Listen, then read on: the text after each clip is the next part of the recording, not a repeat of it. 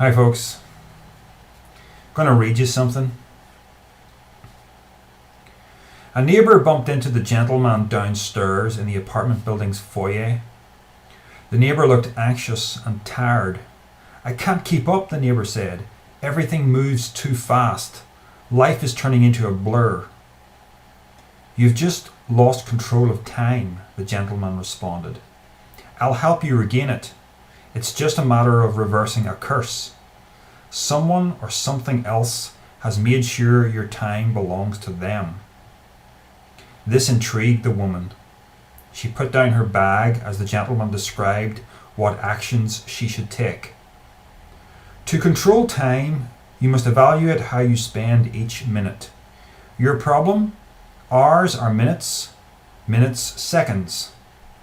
You can do things that reverse the curse. Do these things until time is back in your possession. Stop driving. Take a slower form of transportation. Using one powered by your own momentum is good. Walking is best. Cook all your own food. Do not buy any prepared meals. Immerse yourself in things from a different time. Clothing, objects, art, anything that appeals to you. Only engage in activities that offer you something and with others who enrich you. Sleep when you want. Do these things for the next 6 months. You will then control time," the gentleman finished. "I can't do those things," the neighbour sighed. "I'll never keep up." It struck me as kind of profound in a way. This idea that time takes control of you. Here's incidentally, you're probably wondering where that's from. It's a parable called Controlling Time, and it's from a little book called The Gentleman Downstairs and Other Satanic Parables and Fables by an author called R. Smith. I came across it online through his website, satanicparables.com, and he was kind enough to send me a complimentary copy for review purposes. So I mean, why should Jesus have all the parables, you know? So that was one that really leapt out to me because I have slowed my life down in exactly the way suggested. I don't drive a car anywhere. I own a motorcycle, but I'm not out on it very much. Every day I ride to work by bicycle. And there's something to this idea of not always being in a rush to get everything done. You know, when I come out of work in the afternoon on my bicycle, I could think of it as, oh, I don't want to be here, I want to be home. And if I was on my motorcycle, the ride would take less than 10 minutes. On the bicycle, it takes 15 to 20. But I'm kind of missing the point when I think that way, because life is all about being where you are in that moment. And what's going to happen when I get home? I'm just going to be home, making a meal, sitting down, maybe watching some TV. So it's not that I have to be home. No, I just have to be in the moment that I'm in, which is getting out of work, getting ready to start cycling home. So just enjoy the cycle home. Speed doesn't come into it. It's all just about being where you are. Because where are you going? Well, the universe is going to a heat death, you know? So ultimately, wherever you think you're going there. But of course, your life will end much sooner than that. So what I'm getting at is there isn't really a destination. So if you don't start spending time where you are and when you are right now, you're not really going to be living.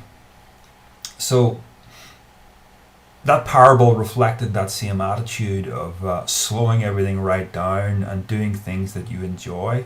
And it mentioned nostalgia as well. which is a big thing for me. I love to immerse myself in things from the past. Old TV shows that I used to enjoy when I was a young boy. ZX Spectrum computer, all this sort of stuff. You know, I could think about it, I have to have the latest computer, I have to have the latest games console. I just don't think like that. I just prefer quality time with things of a retro nature.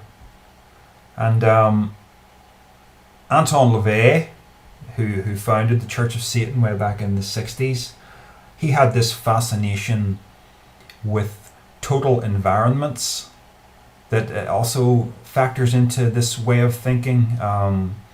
He had his basement all in his house all decked out as if it was a 1950s neon lit bar room.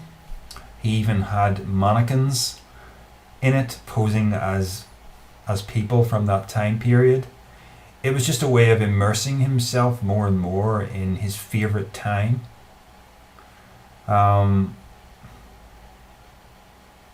So yeah, I have stuff lying around here. Like, where do you see this? Just happens to be lying behind me at the moment in the room. It's the old MB Vectrex games console from 1982. Things like that. I did a review of that one time a long time ago on YouTube.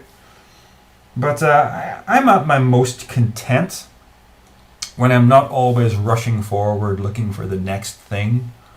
When I'm just relaxing into a nice piece of nostalgia that it doesn't matter what speed I get through it at. It doesn't matter what's coming after that. It's just a nice way of being in the here and now. By revisiting the past, because the past is the present. You see, this is, the past is just another manifestation of the present. So it happened, to make this a little more esoteric, it happened now. The past happened now. It's just another now. It's the same now, really. It's just inaccessible. So the moment that everything happened is now.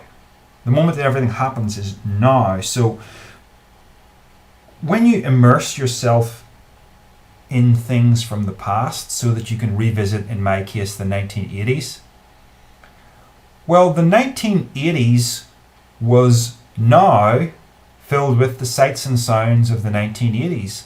So if I fill this now with the sights and sounds of the 1980s, I'm actually recreating that time period in a very real and tangible way. Yes, I know I can't, if I walk outside of the room, it's going to suddenly be 2016 again. But this idea, there's something to this. Nothing, I was going to say nothing is really lost, but of course things are lost, but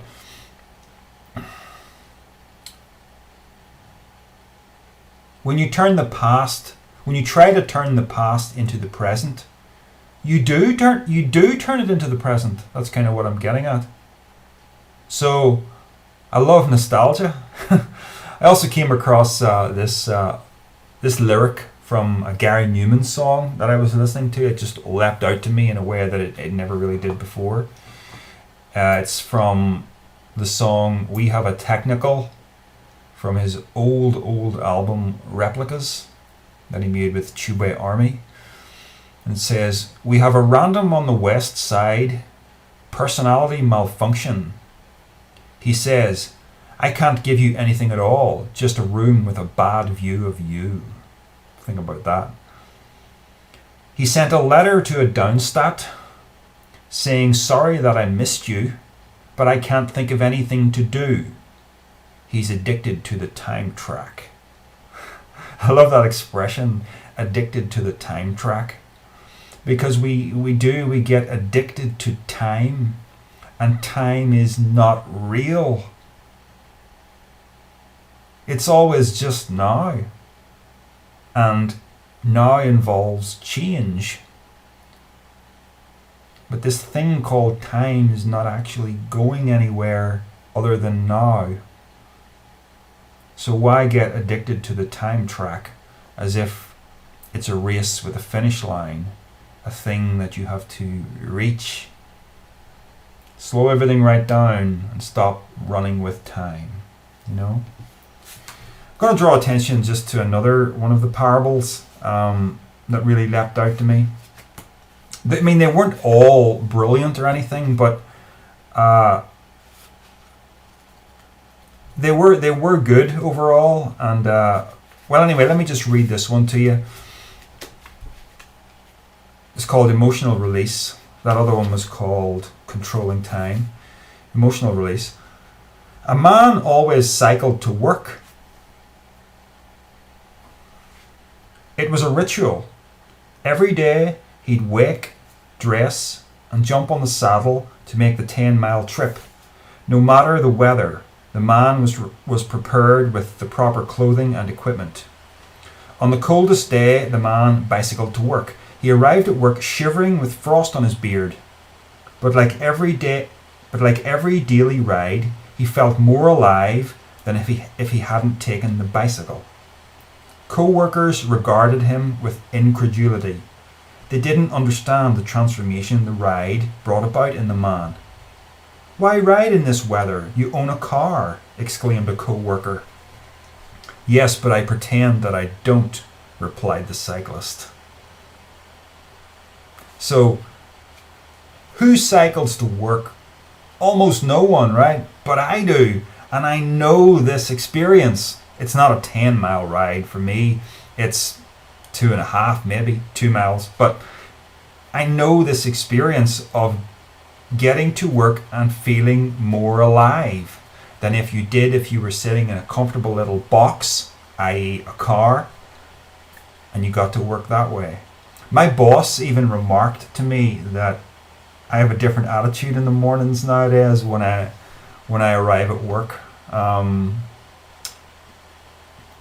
I was just so surprised to see that in this book, because you may recall that I talked about this a little while ago. I can't remember the name of the video, but I was talking about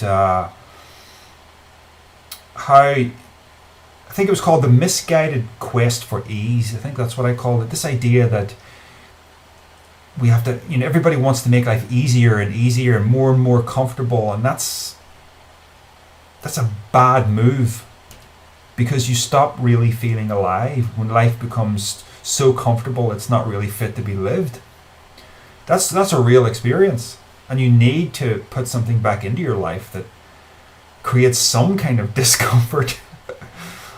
some kind of effort is required of you to do something. I've never heard anyone else talking about that except me, and yet there it was in this little book.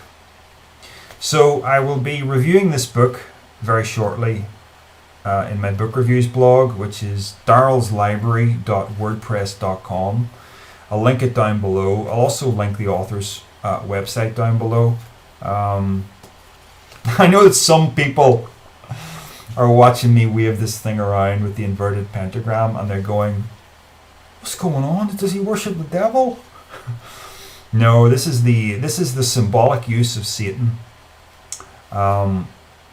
as a figure, in the same way that Narcissus is the symbolic use of that character. You know the word narcissist, right? That comes from Narcissus, who fell in love with his own reflection.